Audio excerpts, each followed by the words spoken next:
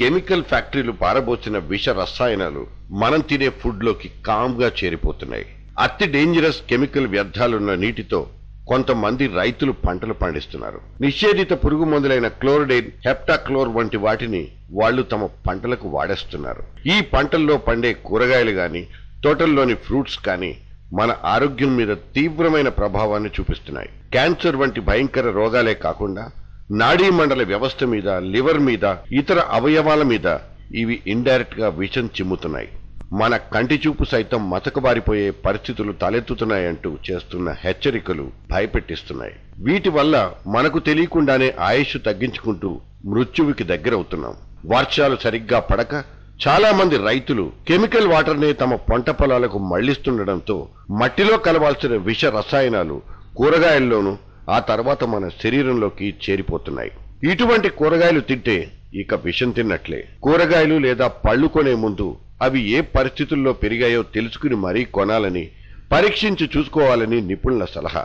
దేశంలో చాలా చోట్ల హానికరమైన పళ్ళు, కూరగాయలు పండిస్తున్నా సరైన నిఘా లేక మార్కెట్లో ఇవి విచ్చలవిడిగా దర్శనమిస్తున్నాయి. ఆసియాలో అతిపెద్ద మార్కెట్ ఆజాద్పూర్ మార్కెట్. ఢిల్లీలోని ఈ మార్కెట్ టర్నోవర్ సంవత్సరానికి 600 కోట్ల రూపాయలు. ఇక్కడికి వచ్చే వెజిటబుల్స్ కానీ, ఫ్రూట్స్ కానీ చాలా వరకు హానికరమైన కెమికల్ వాటర్ ఉత్పత్తులే. తాజాగా కనిపించే వీటిని కొన్న సామాన్యుడు ఇదేమీ తెలియక జబ్బుల పాలవుతున్నాడు.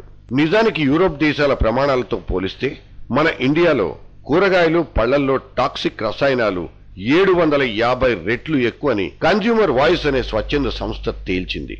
రోజుకి ఎన్నో శాంపిల్స్ టెస్ట్ చేస్తున్నారు. వీటిలో ఆరోగ్యానికి చేటు తెచ్చే హార్మోన్సే ఎక్కువ. కానీ వీటి అమ్మకాల్ని నియంత్రించే నిఘా వ్యవస్థ ఎక్కడుంది? రైతుల మీద గాని, అమ్మేవాళ్ల మీద గాని చర్యలెక్కడ?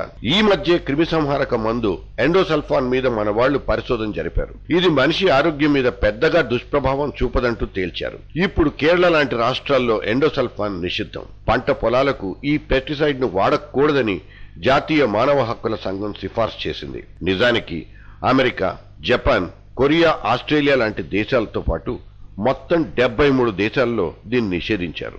కానీ కేంద్ర వ్యవసాయ శాఖకు మాత్రం దీన్ని బ్యాన్ చేసేందుకు దమ్ములు లేవు. ఇవి పెద్దగా ఆరోగ్యం మీద ప్రభావం చూపదంటూ ఎప్పటికప్పుడు దాటవేతే. మొన్నటికి మొన్న ఢిల్లీతో పాటు విదేశాలను వణికించిన సూపర్ బగ్ ఇండియన్ సర్కార్ను కాస్త నిదానంగానైనా దారికి తేగలిగింది. రోగ నిరోధక శక్తిని ఎక్కడికక్కడ తినిపారేసే ఈ బ్యాక్టీరియా సంగతేంటో చూడ్డానికి ఇప్పుడిప్పుడే హెల్త్ మినిస్ట్రీ నడుం బిగిస్తోంది. ఇప్పుడు టాక్సిక్ ఫ్రూట్స్, కూరగాయల విషయంలోనూ ప్రభుత్వాలనే నమ్ముకోవడం తప్ప మనకింకో మార్గం లేదు.